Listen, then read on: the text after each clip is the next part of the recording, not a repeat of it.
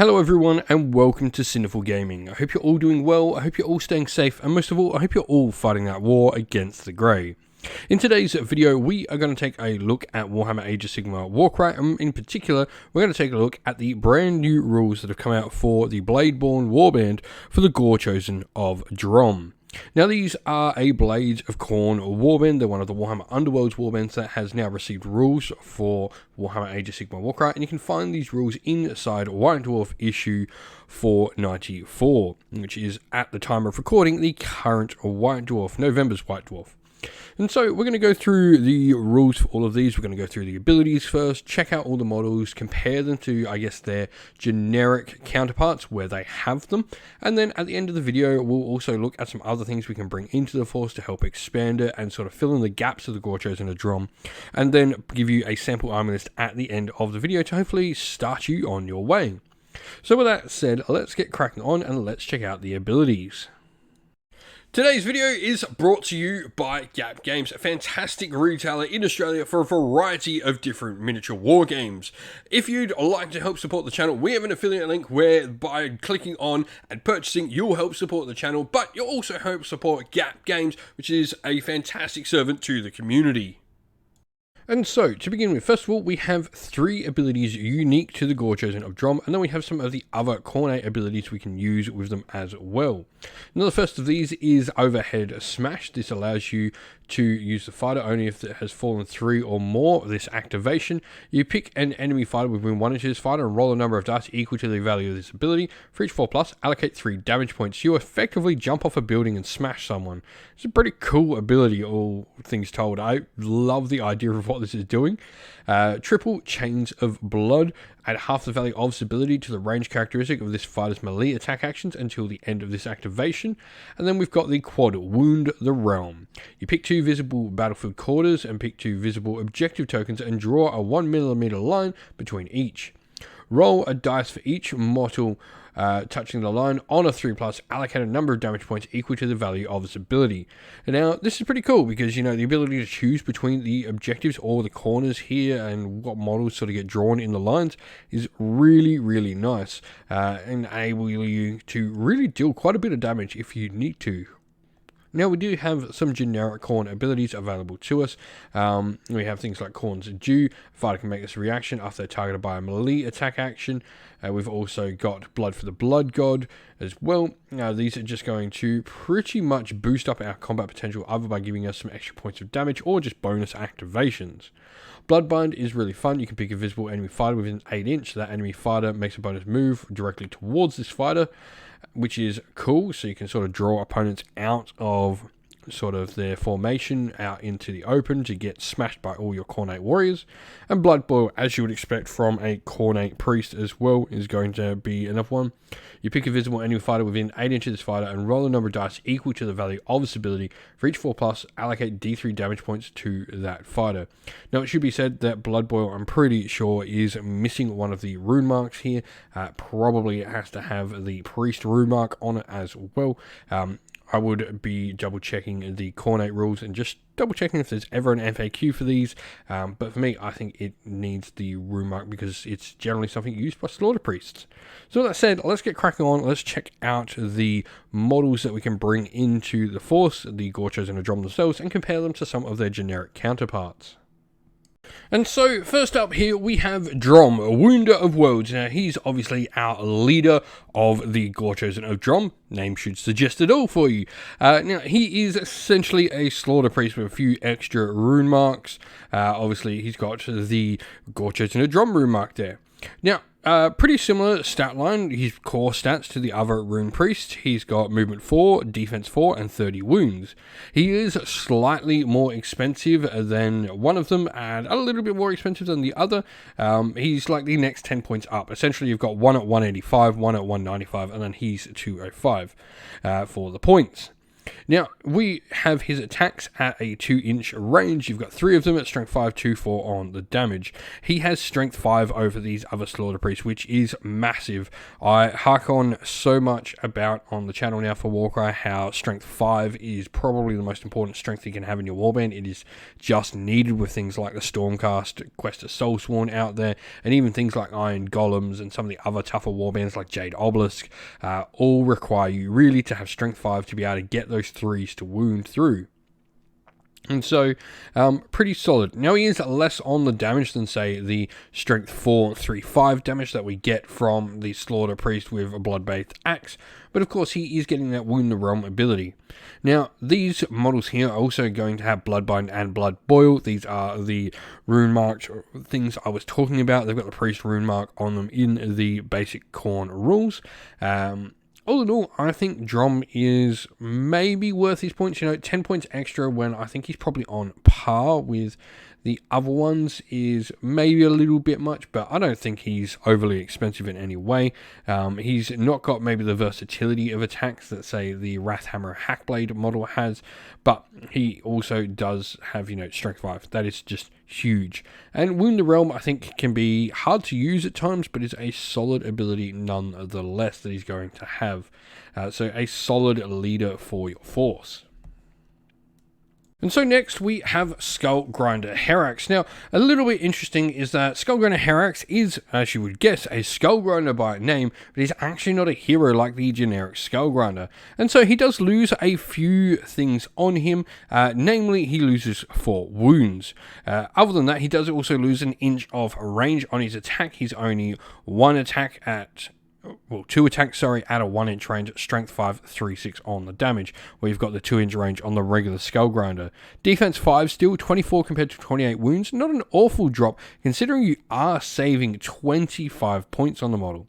Now, the thing you lose here is the ability of the Skullgrinder, and indeed any Khorne hero that has that leader rune mark. Lord of Skulls can't be used by Skullgrinder Herax, but he does gain Chains of Blood instead for that triple to increase his range, which is pretty cool, and this can actually increase it to longer than the Skullgrinders. So Skullgrinders do have the ability to add some extra attacks to their melee attack actions by visible friendly fighters while they're within 6 inches of them. So it's not really, a buff for themselves, which he's not really losing. The triple to sort of just extend that attack reach to half the value of the ability and potentially go to, something like 4-inch reach is pretty nice. So I think all in all, for the points you're saving, for the fact he doesn't take up one of your hero slots as well, he is really, really solid. And so lastly, we have the Gore Hulk. Now, the Gore Hulk's really interesting because he's supposed to be someone on his way to a Korgorath, but he's actually sufficiently better than the Korgorath in some ways, though he does lack in others. So there's some interesting differences. So first of all, the Gore Hulk does have defense 5 and 36 wounds. Movement 4, which is the same as the regular Korgorath, but the Korgorath only has defense 4 and 30 wounds, so he is sufficiently more survivable. Attacks wise is interesting because you do have an extra attack with the Gore Hulk at strength 6, 3, 4 on his damage, but then you have the Korgorath only has 3 attacks but his strength 5 as well, but 4, 8 on the damage, so lower strength but much higher damage, almost double that of what we are seeing on the crit. And then a little bit better on that regular damage there. Now we do have a double for the Korgorath as well, which is Lashing Bone Tentacles. It allows us to just deal some damage points to an enemy fighter with a sort of pseudo ranged attack. The Gore Hulk, on the other hand, has his Overhead Smash, which is one of the coolest abilities I've ever seen in Warcry. And so I'm interested in the Gore Hulk. I think he's really cool. I think a Korgorath still has a place in a force. I think they fulfill 2 very different roles, and I think that could work really nicely together as, a combo of the Gore Hulk really going after those big, heavy armored ones, and the Korgorath sort of going after the medium sort of troops. Both of them having, their place in a force. But 20 points difference, I think, the ability to get strength 6 in your force is great. This means, things like Quest of Soulsworn, I say that all the time, those defense 5 models are going to be winning on 3s, which is just so good when you can get them into your warbands. And so, moving on, we definitely need to start thinking about body, some little grunts to go around and grab the treasure, hold objectives, and just give us activations during the game. And for me, this is the Blood Reaver's purpose. Now, they're pretty solid little fighters. For 65 points, you're going to get defense 3 and 10 wounds. You do have two options on your weapons. You either get 4 attacks at strength 3, 1-3 on the damage, or 3 attacks at strength 4, 1-3 on the damage. For me, as always, I'll always pick the higher strength. I think it is just the better way. Unless this was, between like 4 and 2 attacks, I might go with the 4 attacks. But yeah, 3 attacks at strength 4 is just way better a thing to have in your force. These can provide you, with really decent little objective grabbers, just adding up some numbers, giving you activations to sort of draw out your opponent's activations, let them see what they're going to do. Really important that you just have, at least some bodies, because the big thing here is Gorechosen of Dromm. There are almost 600 points straight up for them, and they will be taking up, only 3 characters in that time, so you definitely want some activations. And then we are going to look at getting some movement into the force. One of the things we really will struggle with is some high-speed movement. And, this is hard to get. We do have Flesh Hounds as an option. I think for the points, they are just way too expensive. For me, I think this keeps with a really defensive piece. This is just going to give you something that can move around that a little bit quicker on the floor, but also provide you with a really powerful fighter. For me, I like the Mighty Skullcrusher with Bloodglaive. I think he is the go-to with strength 5 to 6 on the damage, 3 attacks. You're also getting 30 wounds and defense 6 on this model, so it's going to be incredibly powerful. A 2-inch range on something with a spear and especially on cavalry is really useful, because it means it can obviously attack higher than it would otherwise be able to, which is really, really important. And then you've got Murderous Charge as well. You can actually deal some damage when this model ends its movement in base-to-base contact with enemies, so giving you a really solid set of fighters. I think these are really fun to bring to the table. And so here we have our sample Warband. Now we're obviously playing the Khorne Bloodbound, the mortal side of the Khorne. Now we have 3 forces here split into our dagger, shield and hammer. Now we've gone for putting Dromm in our dagger. You could really put him in anyone you want, it doesn't matter. But these are the loadouts of the 3 formations I would go. Dromm with 2 of the Blood Reavers. A big reason for why you want multiple of the Blood Reavers with him is that he does have the ability as a hero to use Inspiring Presence, so you want more fighters to be able to activate with that, which is probably the most important thing. Now, we then have our shield. This contains Skullgrinder Herax and the other Blood Reaver.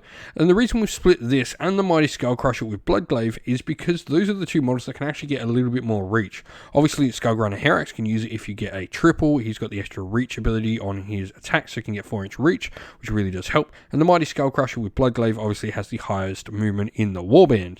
And so this does mean that our fighters in our hammer, the Gore Hulk and the Mighty Skullcrusher will come on and be a really, really big threat. This actually is pretty good. If these can be the first Warband you get on, they can move around, but they can also provide your opponent with some really hard targets to remove. I mean, they are very unlikely to get removed at all in the first round, either of them, even if your opponent heavily focuses on one of them. Other than that, we are 140 wounds, which is really solid for the Warband. Generally, that 115 to 125 is about the average. 7 activations is on the lower end of the average, 7 and 9 generally being the average now. But 990 points out of 1,000 spent, I think this is a really decent Warband. You could swap out and go some other heavy hitters if you want. Those 3 Blood Reavers in there, 185, they can easily get you another hero if you just want to go all smash. But I do think they're important to take for some objective grabbers. But if you've got some ideas on the Gorechosen of Dromm, let us know your thoughts down in the comments below. And so, that's the end of the video. We hope you all enjoyed it. If you did, please don't forget to leave a like, subscribe, and drop a comment down below, letting us know what you enjoyed about the video. If you'd like to come chat more with me and other members of our great little community here, we have a Discord server linked down in the video's description, and also linked down there are the best ways to help support the channel as well. Our Patreon and YouTube members down there are fantastic ways to help support the channel, and if you'd like to get a shout out like all these people, you can go and join up today. So with that said, we'd like to give a shout out to all our Patreon and YouTube members. So thank you to our Patreons, Rob B, Broken Chef, Andy C, Grimscold, Colorblind Magic, Benjamin Swallows, James Cater, Mark Harvey, Domir, Average Wargamer, Q Damac, Andrew Bowen, Outer and Shot First, Kenny Lowe and Soren, and to our YouTube members, Green Roots Gaming, Ronya, Lock Lorick, Broken Chef, Ariana Edwards, James Tillman, Disco, John Castle, and Gargamel196. Thank you all so much for watching. Stay safe everyone, stay well, and most of all, keep fighting that war against the grey. Ciao for now.